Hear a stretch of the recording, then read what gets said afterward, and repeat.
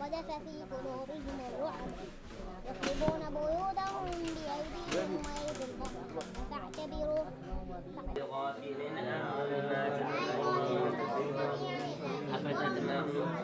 أولئك الذين اشتروا الحياة الدنيا بالآخرة فلا يخفف عنهم العذاب ولقد آتينا موسى الكتاب وقفينا من بعده بالرسل وآتينا عيسى ابن مريم البينات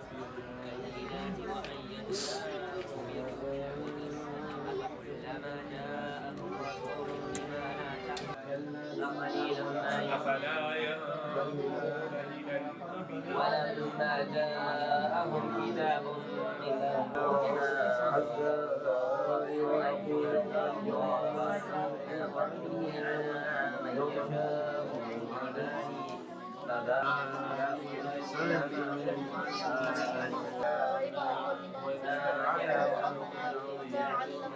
وهو يخشى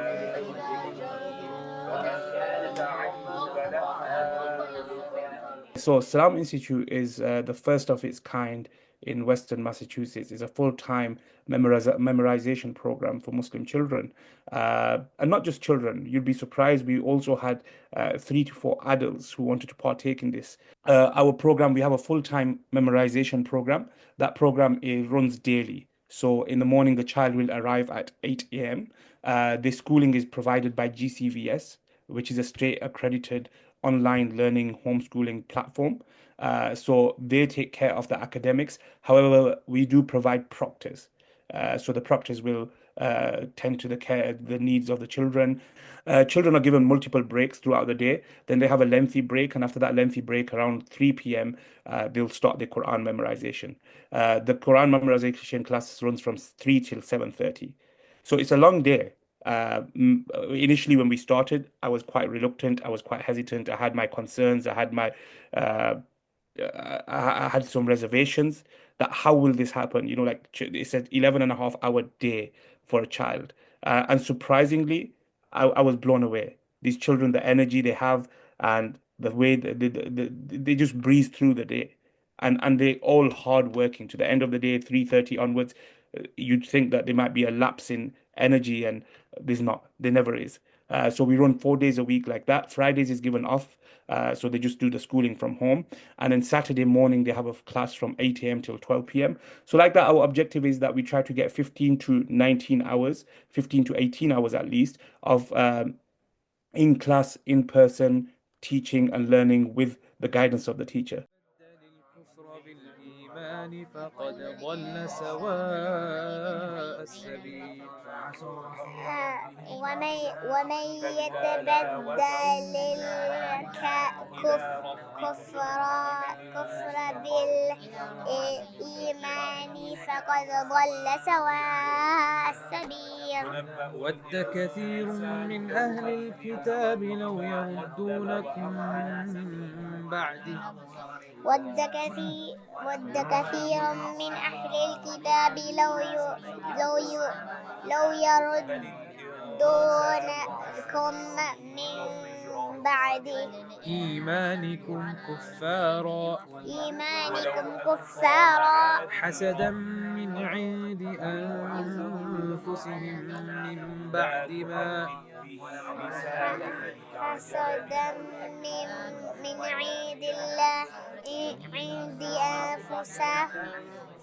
أنفسهم من بعد ما تبين لهم الحق تبين لهم الحق تبين لهم الحق فاعفوا واصفحوا حتى يأتي الله بأمره فاعفوا واصفه حتى يأتي الله يأتي الله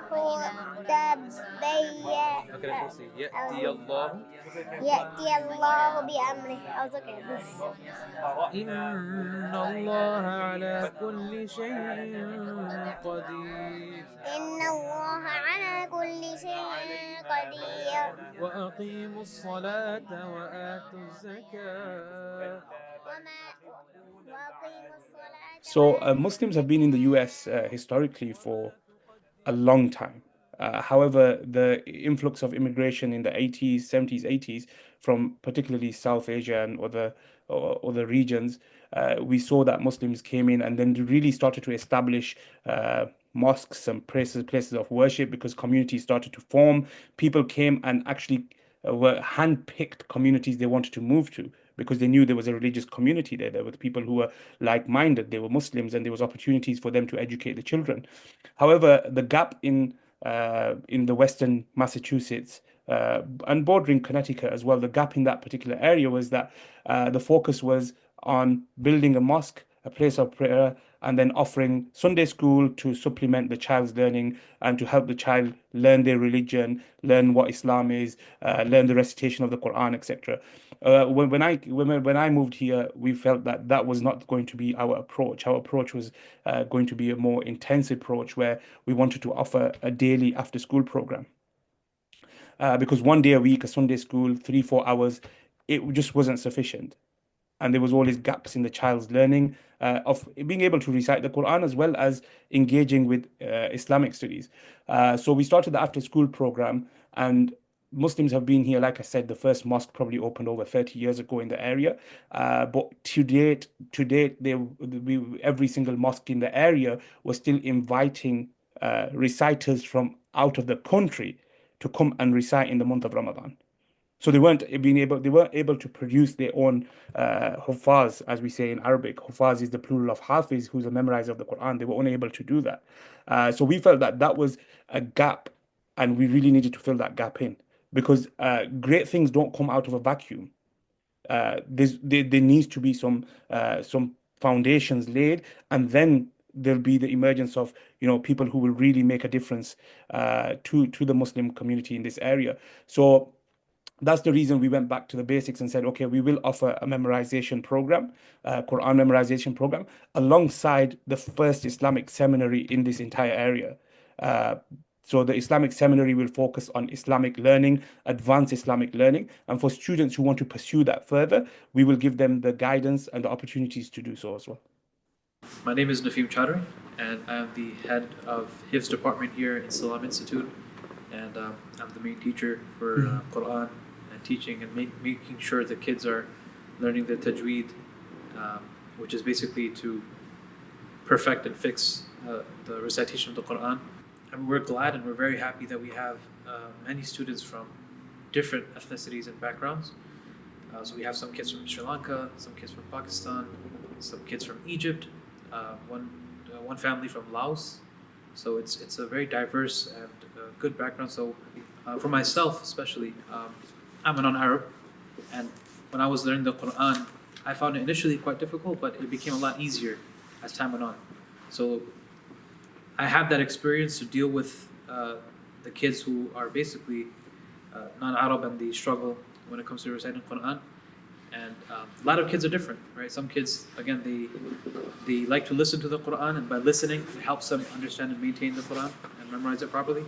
And other kids, with repetition, their Quran gets better, and it's a lot easier for them to memorize. And so each child is very different, I'll be honest with you. So some kids, they'll pick up things very quickly. Some kids might take a longer time. Some kids might have to look in and recite looking inside the book multiple times before they can even start memorizing.